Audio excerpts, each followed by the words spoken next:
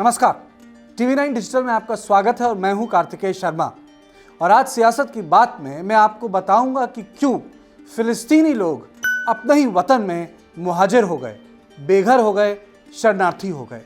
जी हां, जो आज हिंसा आप देख रहे हैं गाजा पट्टी में इजराइल और फिलिस्तीनियों के बीच में, उसके बीज 1948 में बो दिए गए थे।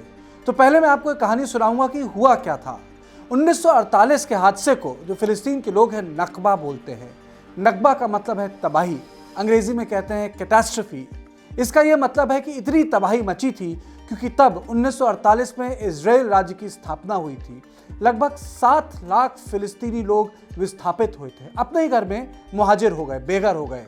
जो हाइफा में रह रहा था उसे भाग के पूर्वी यरूशलेम जाना पड़ा, जो सैयद में रह रहा था उसे भाग के कहीं और जाना पड़ा।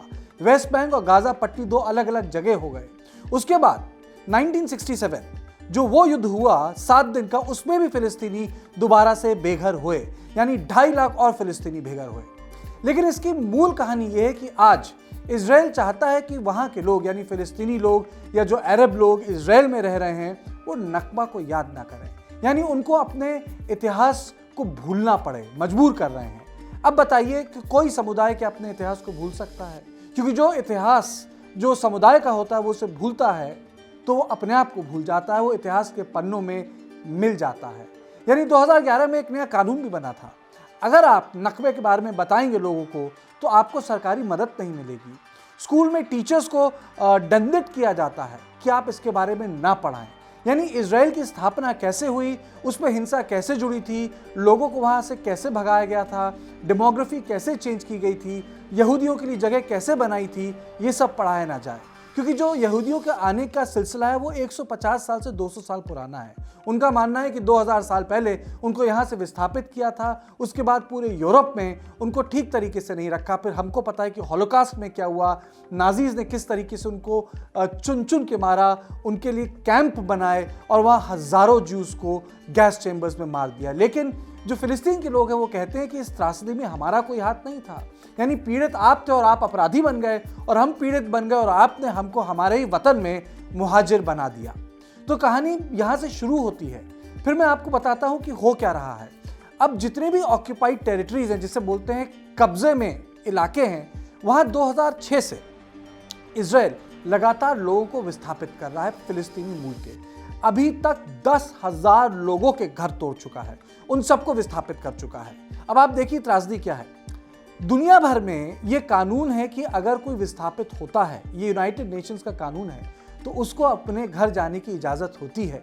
ये जो कानून है उसे 100 से 150 बार संयुक्त राष्ट्र संघ द्वारा पारित कर चुका है, मान्यता दे चुका है। लेकिन इजराइल इसको नहीं मानता है। इजराइल कहता है कि जो लोग विस्थापित हुए वही जाएंगे, यानी उनके बेटे, उनकी बेटियां, उनके बच्चे नहीं जा सकते। लेकिन विडंबना देखिए, पूरी दुनिया भर में इजराइल ने अपने लिए तरह तरह से चीजें मांगी यहूदियों के लिए।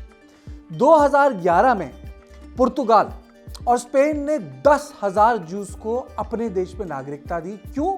कि 500 साल पहले उनको उस जगह से, जिसको तब इबेरियन पेनिनसुला बोला जाता था, जो आज पुर्तगाल और स्पेन है, वहां से विस्थापित किया था। उन सब लोगों को जगह दी। इसी इजराइल ने बाकायदा 1960 तक केस लड़ा स्विस बैंक्स में कि जिन यहूदियों की प्रॉपर्टी कॉन्फिस्केट कर ली थी उनका पैसा वापस मिले। $1 बिलियन जीता था 1960 में।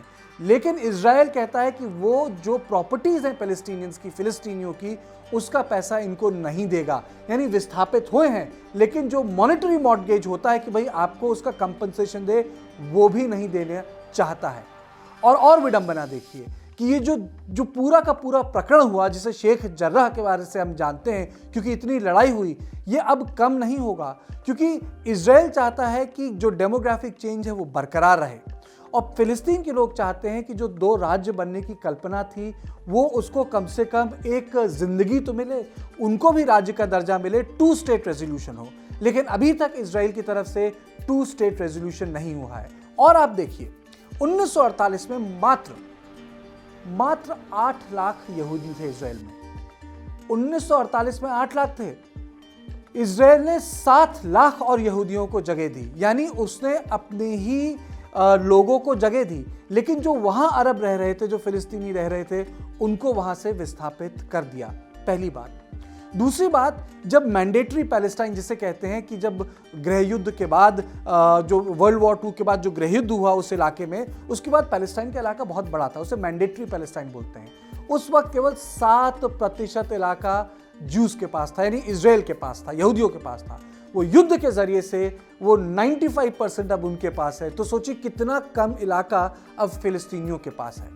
तो यही कहानी मैं आज आपको बताना चाह रहा था कि किस तरीके से जो फिलिस्तीनी हैं अपने ही घर में मुहाजिर बन गए, उनको वहाँ रहने की जगह नहीं मिल रही है, और अब इजराइल चाहता है कि वो अपने इतिहास को भूल जाएं, नकबा के बारे में ना पढ़ाएं, क्योंकि नकबा के बारे में पढ़ाएंगे तो वो केवल फ़िलिस्तीनियों का इतिहास नहीं होगा, वो फ़िलिस्तीनियों के इतिहास के ज़रिए ये भी बताएगा कि इजराइल ने किस तरीके से हिंसा करके एक नए राष्ट्र की स्थापना की, क्योंकि वो खुद यूरोप में हिंसा से भाग रहे थे, और लेकिन जब यहाँ आए तो उन्होंने दूसरे समुदाय पर हिंसा की और उनको विस्थापित कर दिया, यानी जो पीड़ित था वो अपराधी बन गया। तो सियासत की बात में बस इतना ही। देश और दुनिया की बाकी खबरों के लिए आप देखते रहिए TV9 डिजिटल।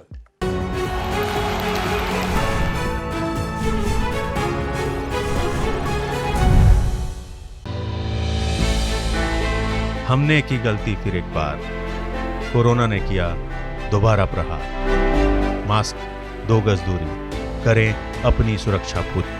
कोरोना टीका हम सबको लगाना है, मिलकर साथ समझदारी से कोरोना को हराना है।